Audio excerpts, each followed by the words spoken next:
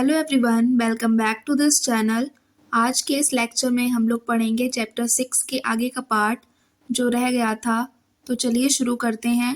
Panini the grammarian, this was also the time when other scholars were at work. जिस time पर Buddhism और Jainism emerge हो रहे थे, उसी टाइम पर जो दूसरे विद्वान थे, स्कॉलर्स थे, वो भी अपने काम में लगे हुए थे। One of the most famous was Panini, who prepared a grammar for Sanskrit. उनमें से काफ़ी फेमस स्कॉलर थे जिनका नाम था पनिनी, जिन्होंने संस्कृत के लिए ग्रामर प्रिपेयर की थी। He arranged the vowels and the consonants in a special order and then used these to create formulae like those found in algebra. उन्होंने वॉवेल्स यानी स्वर और कॉन्सोनेंट यानी व्यंजन को एक स्पेशल ऑर्डर में अरेंज किया था और उन सभी को यूज़ करके उन्होंने कुछ फॉर्मूले क्रिएट किए थे, जैसे कि हम लोग को अलजेब्रा में देखने को मिलते हैं उसी टाइप से। ही used these two write down the rules of the language in short फॉर्मूले। इनका यूज़ करके उन्होंने कुछ रूल्स बनाए थे लैंग्वेज के इन शॉर्ट फार्मूले, कुछ शॉर्ट फार्मूले में बनाए थे। अराउंड 3000 ऑफ दैम, मतलब लगभग 3000 हैं उसमें। Jainism, the last and 24 Tirthankar of the Jainas, Vardhaman Mahavir also spread his message around this time, that is 2500 years ago. जो जैन धर्म है उनके लास्ट और 24 तीर्थंकर थे वर्धमान महावीर, जिनको आज के समय में हम लोग लॉर्ड महावीरा के नाम से जानते हैं। इसी टाइम पर उन्होंने भी अपने मैसेज को स्प्रेड किया था। तीर्थंकर यानी स्पिरिचुअल टीचर, जैसे कि सिखों के 10 गुरु थे, उसी टाइप से जैन धर्म में भी 24 तीर्थंकर थे। He was a Kshatriya Prince of the Licchavis, a group that was a part of the Vajji संघ। वो एक क्षत्रिय राजकुमार थे लिच्छवी के। लिच्छवी एक ग्रुप था जो कि वज्जी संघ का पार्ट था, about which you read in chapter 5। हम लोगों ने चैप्टर 5 में पढ़ा था कि जो वज्जी महाजनपद है वहाँ पर एक डिफरेंट टाइप की गवर्नमेंट चलती थी, यानी वहाँ पर संघ होते थे। संघ यानी ऑर्गेनाइजेशन और association. At the age of 30 he left home and went to live in a forest. 30 की उम्र में लॉर्ड महावीरा ने अपना घर छोड़ दिया था और वो एक जंगल में रहने के लिए चले गए थे। For 12 years he led a hard and lonely life, और 12 सालों तक उन्होंने काफ़ी हार्ड और लोनली लाइफ जी थी। At the end of which he attend enlightenment, और उन 12 साल के अंत में उनको सुप्रीम नॉलेज अटेन हुई, उनको ज्ञान मिला, जिसको हम लोग केवल भी कहते हैं। He taught a simple doctrine, man and women who wished to know the truth must leave their Holmes.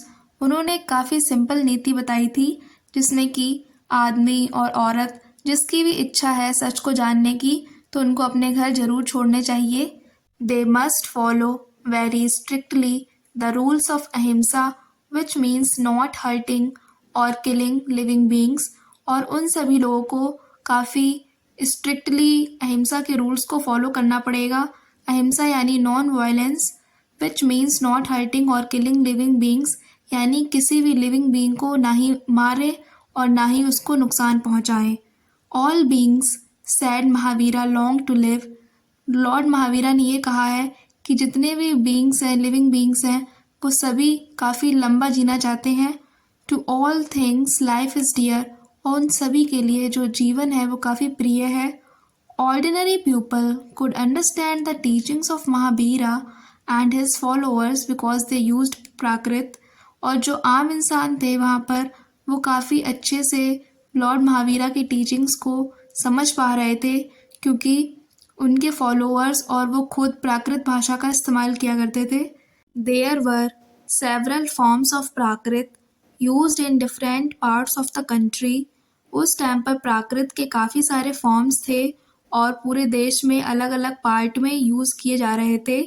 And named after the regions in which they were used, और जिस भी रीजन में प्राकृत बोली जा रही थी तो उनके नाम उनके रीजन के बेसिस पर पड़ गए थे। For example, the Prakrit spoken in Magadha was known as Magadhi. जैसे कि जो प्राकृत मगध में बोली जाती थी तो उसका नाम मगधी पड़ गया था।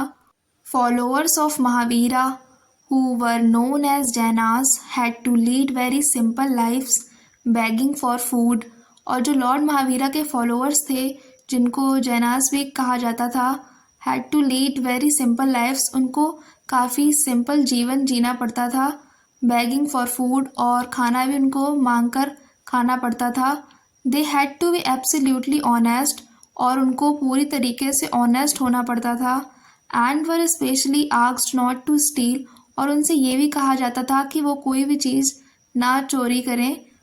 Also they had to observe celibacy, इसके अलावा उन सभी को अविवाहित जीवन जीना पड़ता था। And man had to give up everything including their clothes, और जो आदमी हुआ करते थे वो अपना सब कुछ त्याग दिया करते थे जिसमें उनके कपड़े भी थे। यानी जो फॉलोअर्स आदमी हुआ करते थे वो अपने कपड़े भी नहीं पहना करते थे। It was very difficult for most men and women to follow these strict rules, और ये काफ़ी डिफ़िकल्ट भी था काफ़ी सारे आदमी और औरतों के लिए इन स्ट्रिक्ट रूल्स को फॉलो करना। Nevertheless, thousands left their homes to learn and teach this new way of life, लेकिन फिर भी हजारों लोगों ने अपने घर छोड़ दिए थे इस न्यू वे ऑफ लाइफ को सीखने और सिखाने के लिए। Many more remained behind and supported those who became monks and nuns, providing them with food, लेकिन काफ़ी सारे ऐसे भी थे जो उन लोगों के पीछे थे, उनको सपोर्ट दे रहे थे, जो भी लोग मॉन्क्स और नन्स बने थे जिनको वो प्रोवाइड करते थे food. Jainism was supported mainly by traders, जो जैनिज्म है उसको ज़्यादातर सपोर्ट किया है ट्रेडर्स ने, व्यापारियों ने। Farmers who had to kill insects to protect their crops found it more difficult to follow the rules, और जो किसान थे उनको इंसेक्ट मारने पड़ते थे अपनी फसल को बचाने के लिए। इस वजह से उनके लिए काफ़ी मुश्किल था इन सभी रूल्स को फॉलो करना, क्योंकि जैनिज्म में अहिंसा काफ़ी इम्पॉर्टेंट है, यानी नॉन वायलेंस, किसी की भी जीव हत्या ना हो, इसलिए फार्मर्स के लिए काफ़ी डिफ़िकल्ट था। Over hundreds of years Jainism spread to different parts of North India and to Gujarat, Tamil Nadu and Karnataka। काफ़ी सारे वर्षों में जो जैनिज्म है वो काफ़ी सारी जगहों पर स्प्रेड हो चुका है, नॉर्थ इंडिया के काफ़ी सारे पार्ट्स में और गुजरात में, तमिलनाडु में एंड कर्नाटका में। The teachings of Mahavira and his followers were transmitted orally for several centuries. जो लॉर्ड महावीरा की टीचिंग्स हैं और जो उनके फॉलोअर्स की टीचिंग्स हैं उनको काफ़ी सेंचुरीज़, काफ़ी सदियों तक ओरली ट्रांसमिट किया गया है, यानी ओरली संचारित किया गया है, बताया गया है। They were written down in the form in which they are presently available at a place called Valabhi in Gujarat about 1500 years ago, और उनको जिस फॉर्म में लिखा गया था 1500 ईयर्स पहले वो आज के समय पर अवेलेबल हैं। एक जो प्लेस है वल्लवी जो कि गुजरात में है वहाँ पर। Jain, the word Jain comes from the term Jinnah meaning conquer. जो जैन शब्द है वो जिना शब्द से आया है जिसका मीनिंग है कॉन्क्योर करना, मतलब किसी चीज़ को हासिल कर लेना। Why do you think the term Jinnah was used for Mahavir? जो लॉर्ड महावीर हैं उनको जिनेंद्र भी कहा जाता है क्योंकि उन्होंने अपनी जितनी भी मन की इच्छाएं हैं उन सभी को अपने वश में कर लिया था, इस वजह से जिना शब्द उनके लिए यूज़ किया जाता है। द संघ, संघ यानी ऑर्गेनाइजेशन या फिर एसोसिएशन, जिसका हिंदी में मतलब होता है संगठन। Both the Mahavira and the Buddha felt that only those who left their Holmes could gain true knowledge. Lord Mahavira और लॉर्ड बुद्ध, उन दोनों को ये महसूस हुआ था कि केवल वही ट्रू नॉलेज को गेन कर सकते हैं जो अपना घर छोड़ते हैं। They arranged for them to stay together in the sangha and association of those who left their homes. उन्होंने अपनी एक एसोसिएशन को अरेंज किया उन लोगों के लिए जो अपना घर छोड़ते हैं, जिससे वो लोग उनके साथ रह सकें। The rules made for the Buddhist sangha were written down in a book called the Vinaya Pitaka, और जो बुद्धिस्ट संघ थी उसके जो रूल्स थे वो लिखे गए थे विनय पिटाका, एक किताब थी उसमें। From this we know that there were separate branches for man and women, और उसी किताब से हमें ये पता चला कि मैन और वुमेन के लिए अलग अलग ब्रांचेस थी। All man could join the संघ, और उसी से ये पता चला कि जितने भी मैन थे, आदमी थे, वो ज्वाइन कर सकते थे संघ को। However, children had to take the permission of their parents and slaves that of their masters.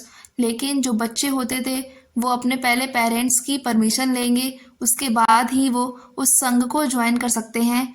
और वैसे ही जो स्लेव्स थे, यानी जो दास या दासी थी, वो भी पहले अपने मास्टर्स की परमिशन लेंगे, उसके बाद ही वो उस संघ को ज्वाइन कर सकते थे। Those who worked for the king had to take his permission and debtors that of creditors. और जो भी किंग के वर्कर्स थे वो अपने पहले किंग की परमिशन लेंगे, तब जाके उस संघ को ज्वाइन कर सकते हैं।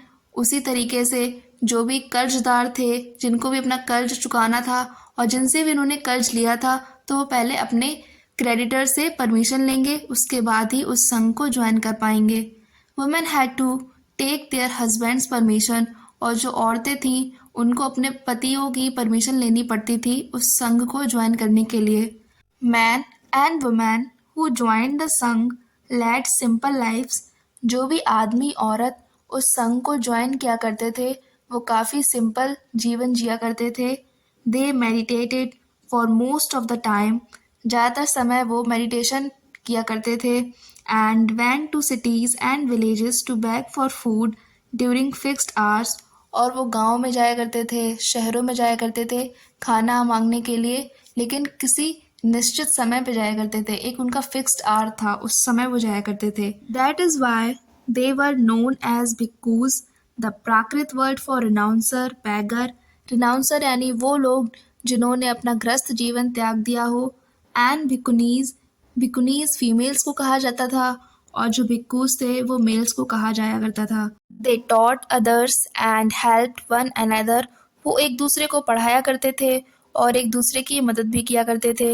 दे also held meetings to settle any quarrels that took place within the संघ। और वो लोग मीटिंग्स भी किया करते थे, और कोई भी अगर झगड़ा वगैरह हो जाए संघ में तो उसको भी वो सेटल डाउन किया करते थे। दोज हु ज्वाइन द संघ इंक्लूडेड। जो लोग उस संघ को ज्वाइन किया करते थे उनमें हैं ब्राह्मण्स, क्षत्रियाज, मर्चेंट्स यानी व्यापारी, लेबरर्स यानी जो वर्कर्स होते हैं वो लोग, बार्बर्स यानी नाई, कोइटिशियंस यानी वैश्या, एंड स्लेव्स यानी दास या फिर दासी। Many of them wrote down the teachings of the Buddha. और उनमें से काफ़ी लोगों ने लॉर्ड बुद्ध की टीचिंग्स को भी लिखा है। Some of them also composed beautiful poems describing their life in the संघ। और काफ़ी लोगों ने काफ़ी सुंदर सुंदर कविताएं भी लिखी थी और उसमें डिस्क्राइब किया कि उनका जो जीवन था संघ में वो कैसा था।